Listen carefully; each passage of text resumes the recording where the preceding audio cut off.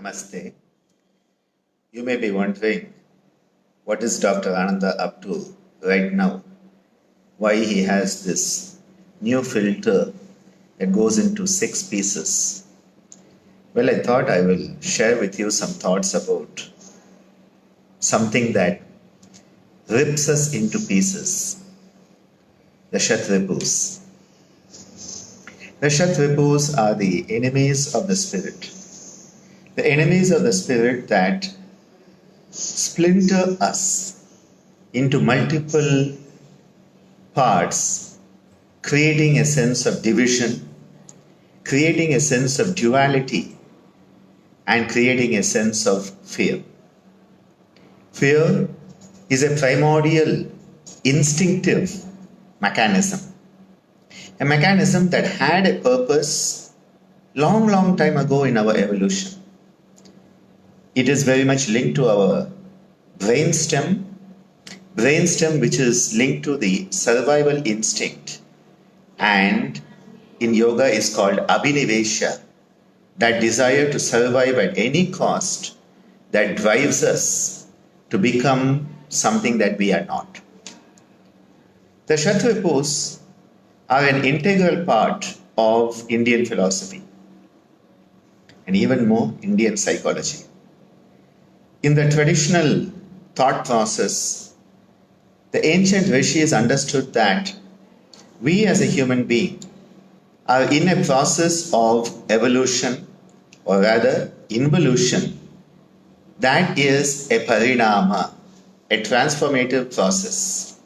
And that this transformative process was meant to enable us to move from a subhuman state of existence to a human state of being, and then grow into manifesting our innate divine potential for universality.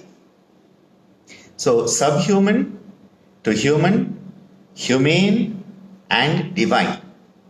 Now what has happened is that the Shatripus, these 6 enemies of the spirit, they actually rip us apart.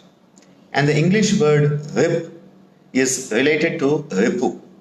The Ripus rip us into pieces, just as you are seeing me with these 6 pieces in this filter. We are ripped apart, and that creates confusion, that creates a fear of the unknown, and then we are then bound into instinctive reactionary behavior. Instinctive reactionary behavior that is subhuman. To be human is to have responsive, intuitive behavior. I'm going to repeat that so that we get it again. To be subhuman is to be locked in instinctive, reactionary behavior, which is totally reflexive. It is a reflex. And with reflexes, there is no central understanding at all. You hit me, I hit you back. You poke me, I poke you back. You like me, I like you. You don't like me, I don't like you. A tit for tat, an eye for an eye, as Gandhi said, makes the whole world blind. So instinctive, reflexive and reactionary behavior is subhuman, and this is triggered by the survival instinct, abhinivesha, related to the old brain, the reptilian and mammalian parts of us, especially the reptilian, which is the brainstem and spinal cord, that only cares about survival and nothing else. It wants you to be alive. It doesn't care whether you have a life or not. Okay? That is the subhuman. Reactionary, reflexive and reactionary, reflexive and without a thought process. It is just happening. That is why it is instinctive. The 3 words: reflexive, reactionary, instinctive. Now, when we transcend our subhuman nature, and please mind it that I am not using animal because I respect animals. Animals are just being themselves. It is when we human beings become animals that something is wrong. A dog barking has no problem at all, it is perfect. A cat meowing is perfect. A lion eating a deer is perfect. No issue. It is being itself. It is manifesting its dharma, its purpose. It is when we humans descend to a subhuman level that the problem arises. And when we start to become instinctive creatures, when we start to become reactionary creatures, and when we start to become bound in this, when we transcend it, we become human. And human becoming humane is where we become responsive, we become reflective, and we become intuitive. So the difference between subhuman and human is the subhuman is reactionary, reflexive, and instinctive. The human and humane is responsive, intuitive, and reflective. I have to be very careful that I don't mess up these words because they are very, very important. So what happens is, in our attempt to be human and humane, we have these 6 enemies of the spirit, the Shatripus. That is why we have the 6 here, okay? The 6 splintered images of Dr. Ananda. Ananda is one. There are 6 pieces now because the Shatripus are pulling me apart. We are all being pulled apart. What are these Shatripus? 6 enemies of the spirit. Kama, Krodha, Lobha, Moha, Mada, Matsarya. Okay? I'm going to translate that. Don't worry. It's all Sanskrit to you, right? Like it's Greek and Latin to me. Kama is translated as desire. Now it is not desire because in the Indian scheme of things, desire is also legitimate. It is one of the Chaturvida Purusharthas along with Dharma, Artha, Kama, Moksha. So what we need to understand is desire is not wrong.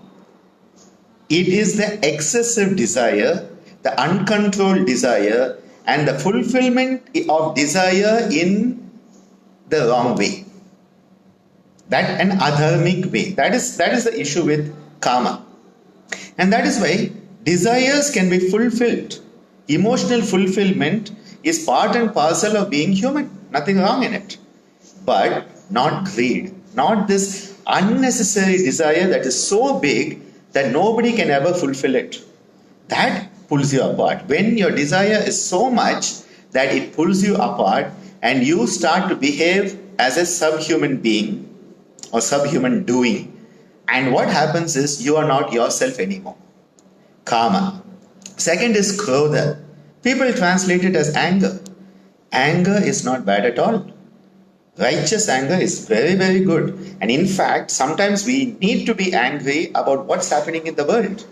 How these subhuman beings, the animals, are being treated by us human beings. How the world is being mutilated by us as a race. We should be angry about it. Yes, nothing wrong. And anger is a valuable tool.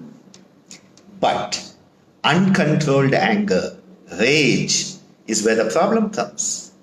Because the moment you go into rage, all your cortical functioning goes out the window. Because the emotionality takes over. The mammalian brain takes over. Emotions are the limbic system, the mammalian brain. So, excessive desire that can never be fulfilled, that bottomless pit, yeah. And excessive anger that goes into rage. In Tamil we say, Athirakaranakku buddhimattu, which means that when you go into rage, your whole discernment goes out. And we lose all capacity for discernment. Okay? Kama, Krodha. Then comes Lobha. Lobha is greed. Greed is a major issue. In fact, the great Mahatma Gandhi very clearly told us, he said, there's enough on this planet for every person's need, but not enough to fulfill any one person's greed.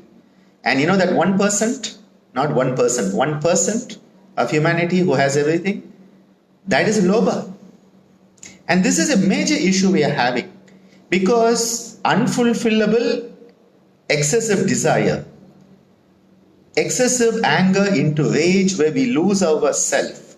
All cortical control is lost. And excessive greed. Need and greed, it's a very thin line.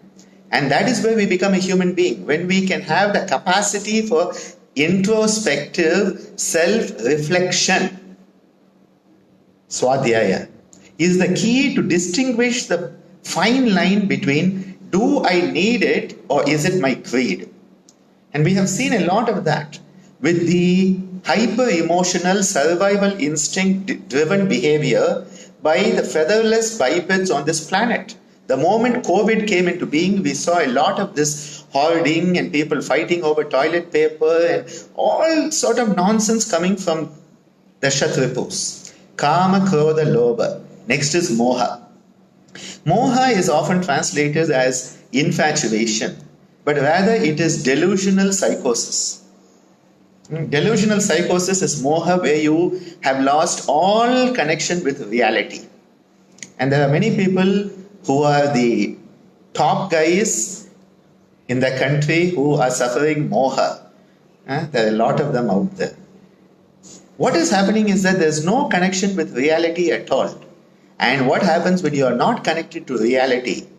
You are not going to have your feet firmly on the ground.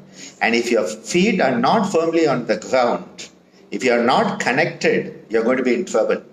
Remember, in the electricity, you have a grounding wire. Especially in India, we have it, and I hope most countries have something like that. We have a positive and negative terminal, and we have a grounding wire. And if that grounding wire is not connected to the ground, watch out. You're going to have quite an electrical shock. We need to be grounded. And this is why one has to be very careful with moha, because many people in the spiritual world get into this. Patanjali calls it Bhranti Darshana, a false delusional sense of attainment. And the subconscious, unconscious plays this trick on us by making us think we are already there, so that we stop making the effort. Moha is that. Then comes Mada. Mada is excessive ego. This is this ego that gets offended. This is the ego that thinks it knows everything. This is the ego that thinks it is the most important person on this planet. And hence, everybody else is a second grade or third grade citizen. This mada is a very, very big issue. It is the asmita, it is the ahankara of an unparalleled level. And that really is a core element that pulls us apart, tears us apart, tears us as an individual apart, tears families apart, tears societies apart, and has torn the whole world apart. Thinking that only we deserve to be and everybody else is a second grade citizen. Anything less than us human beings is just meant for consumption. No. Every living being has as much right to be on this planet as us human beings. Okay? That is a very important thought that has to come from here. So Kama, Krodha, Lobha, Moha, Mada, and the last one, Matsarya, envy, jealousy. How much of this yellow-green bile we have in us? We cannot even think of others without, how dare they have it and not me? I deserve it more than them. And immediately what happens is the vitriolic comes out. The vitriolic that comes out of the sense of only I need it and nobody else should have it. And if somebody gets it, this jealousy that comes. Why do we have jealousy? Why do we have matsarya? Because we think of the other person as a challenge, as a threat. Why do we think of that threat? Because we don't have a sense of oneness. The Brihadaranyaka Upanishad, one of the largest Upanishads in Indian tradition, tells us from duality comes fear. From Dvaitam comes Bhayam. And my father Swami Geetananda Giri used to say the first disease is duality. When you think you are different than the universe in which you live, disease has started, Vyadhi has started. When you think that you are different than the family in which you live, duality. When you think you are different than the society, you are different than the world, you are different than the planet, you are different than the universe, when your mind and body think they are different from each other, when your cells, those trillions of cells, start to think they are different from each other, that is where disease comes in. And that is where competition comes in. So the whole key element of Matsarya is, as Ken Keyes talks about in his evolutionary quirks, psychological quirks, is because of the unsafe stranger. The moment you think of somebody else as a stranger, you feel unsafe because you are threatened. But if you see the oneness, there's no threat.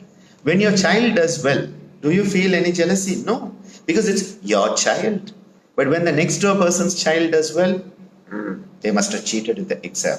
The parents must have helped that kid. They must have had performance enhancers. They must have been doing yoga. The Shatripus rip us apart. And that is why in yoga, one of the key elements is to become aware of who our enemies are. The enemy is not external. The biggest enemies, these 6 enemies, are within us. The Shatripus, the 6 enemies of spirit, have to be confronted with consciousness, confronted with mindfulness. And in order to do that, the Kriya Yoga of Patanjali is an amazing tool. Tapas Swadhyaya Ishvara Pranidhana. When we make that self-effort, that discipline, do the tough things because they are good. Do the good things even if they are tough. As they often say, when the tough times come, the tough get going. That is tapa. Swadhyaya is to go within and understand yourself, understand the ripus and start to deal with them consciously. And then Ishvara Pranidhana is understand that we are all one. We are all nothing but the drop of the ocean. And the ocean lies in the drop. And we as a drop are potentially the ocean. The Kriya Yoga of Patanjali is an amazing tool in order for us to deal with the Shatripus. And these ripus have to be dealt with consciously. That consciousness is what yoga is all about. As Swamiji used to say, yoga is conscious evolution. Let us all resolve today to become a reflective, responsive, intuitive human being and transform ourselves both as an individual, as a society, and as humanity 2020. May we all be blessed. Hari Om Tat Sat.